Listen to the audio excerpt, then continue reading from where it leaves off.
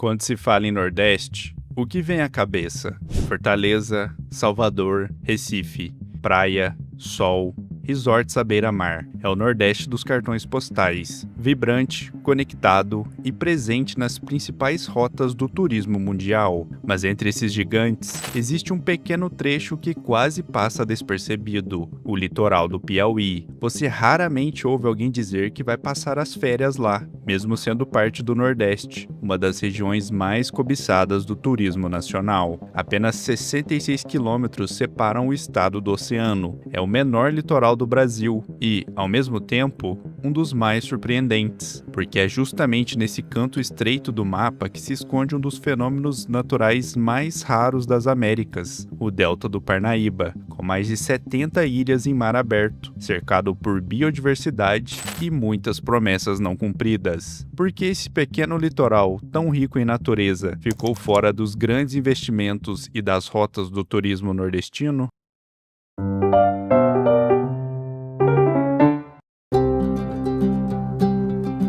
O litoral do Piauí é, ao mesmo tempo, um privilégio geográfico e uma contradição histórica. São apenas 66 quilômetros de costa, o menor litoral do Brasil, comprimido entre dois gigantes do turismo nordestino, o Ceará e o Maranhão. Em um trecho tão curto, apenas 4 municípios tocam o Atlântico: Parnaíba, Luiz Correia, Ilha Grande e Cajueiro da Praia. Essa escala reduzida já moldou o destino do estado. Pouco espaço para expansão urbana e dificuldade para competir com vizinhos de litoral extenso e consolidado. Mas o isolamento piauiense não se explica apenas pela geografia. Ele é, antes de tudo, um produto da história. Enquanto os demais estados nordestinos nasceram voltados para o mar, o Piauí se formou de dentro para fora. A colonização começou pelo sertão, impulsionada pela pecuária e pelas rotas comerciais que ligavam o interior do Nordeste ao norte do país. Por muito tempo, o Atlântico era apenas uma fronteira distante, e até o final do século XIX, a faixa costeira sequer pertencia ao estado. Somente por volta de 1880, após um acordo político com o Ceará, o Piauí conquistou oficialmente sua saída para o mar, trocando parte de seu território do interior, na região de Crateús, por um pequeno trecho litorâneo. Essa conquista tardia explica por que o estado cresceu sem portos,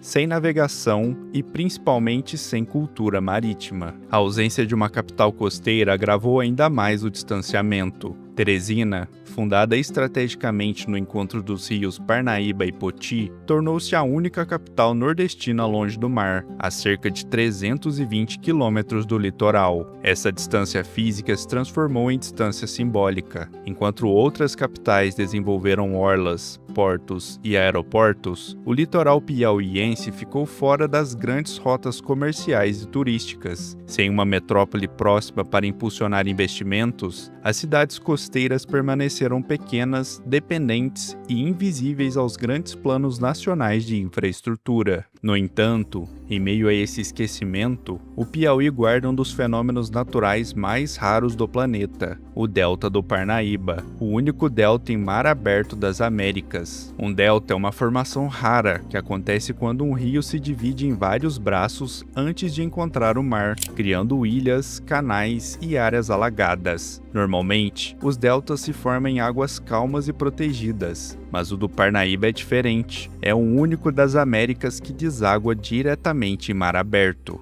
Com 73 ilhas, dunas, manguezais e uma biodiversidade exuberante, ele rivaliza em beleza e complexidade com deltas icônicos como o do Nilo, no Egito, ou do Mekong, no Vietnã. O delta do Parnaíba é o símbolo do paradoxo piauiense, um tesouro nacional de valor global, escondido por séculos atrás de estradas precárias e políticas ausentes. O Piauí se desenvolveu voltado para o interior, e não para o mar. Quando finalmente conquistou sua pequena faixa litorânea, já era tarde. O estado não tinha portos, tradição marítima, nem estrutura capaz de sustentar o turismo. Esse distanciamento histórico deixou marcas que o tempo não apagou. Mas o que fez esse isolamento persistir até hoje, mesmo em um estado com tanto potencial natural e estratégico?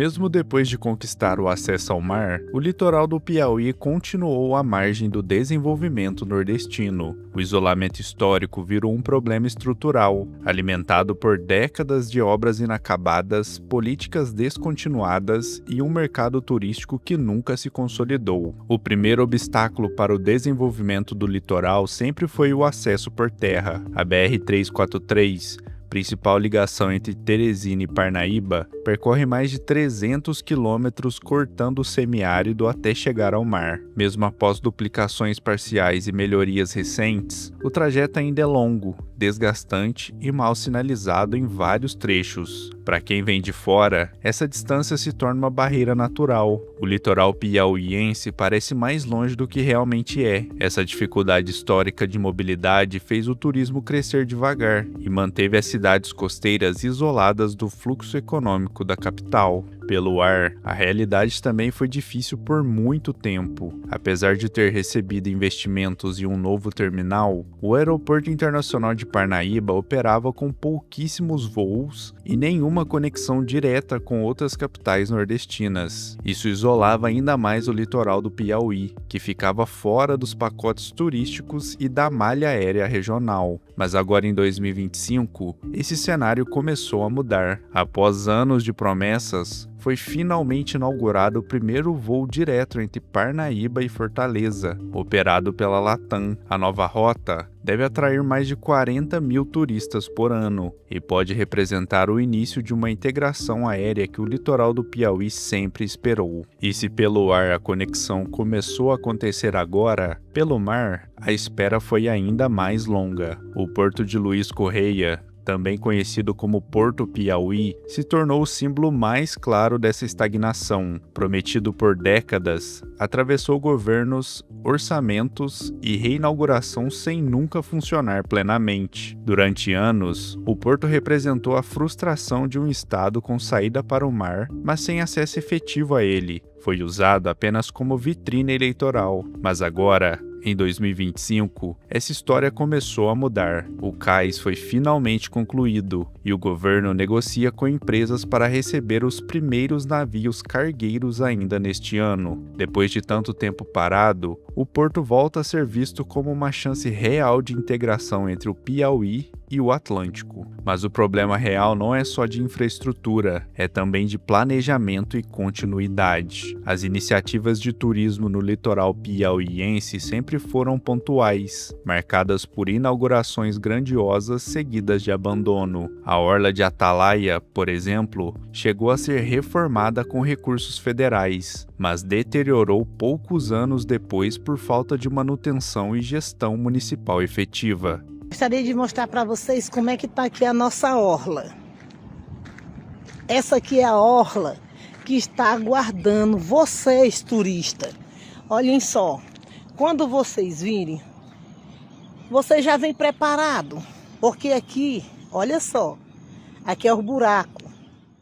Em vários municípios, não existem secretarias de turismo ativas, tampouco planos de longo prazo. O ciclo se repete, obras são iniciadas em períodos eleitorais e interrompidas logo depois, deixando para trás quiosques vazios, calçadões rachados e expectativas frustradas. Enquanto o Piauí tentava organizar sua estrutura turística, os vizinhos avançaram com força. Jericoacoara, no Ceará, e os Lençóis Maranhenses, no Maranhão, consolidaram-se como imãs do turismo internacional, e o litoral do Piauí, geograficamente entre os dois, ficou praticamente invisível nos roteiros de viagem. Muitos turistas que visitam o Nordeste saltam o Piauí completamente, indo direto de um destino ao outro. Essa ausência de visibilidade reforçou a percepção de que o estado era apenas uma passagem, e não um destino. Esses fatores combinados, acesso difícil,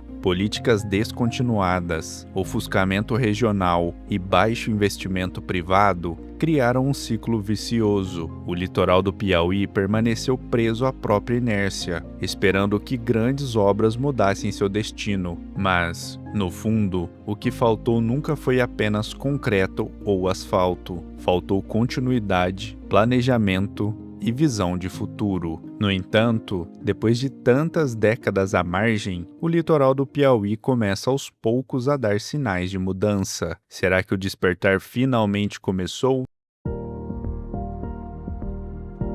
Depois de décadas à margem, o litoral do Piauí começa, aos poucos, a mudar de rota. As obras e investimentos recentes mostram um movimento diferente. O estado parece finalmente entender o valor estratégico de seus 66 quilômetros de costa. O Porto Piauí, juntamente com novas rotas aéreas, simbolizam esse novo momento. O turismo também começa a ganhar força. Um dos principais marcos dessa virada foi a criação da Rota das Emoções, um circuito integrado que conecta 3 destinos únicos do Nordeste: Jericoacoara, o Delta do Parnaíba e os Lençóis Maranhenses. Com isso, o Piauí finalmente entrou nos roteiros de agências nacionais e internacionais, ganhando visibilidade no mercado de ecoturismo e turismo de aventura. A inclusão do Delta nessa rota transformou a paisagem turística da região. O que antes era um tesouro isolado passou a ser promovido como ponto estratégico entre 2 polos consolidados. Isso atraiu novos visitantes e estimulou a economia local. E você, acredita que o litoral do Piauí vai finalmente sair da sombra, com mais turismo, investimentos e infraestrutura de verdade? Ou continuará apenas como vitrine eleitoral? Deixe seu comentário, quero saber sua opinião.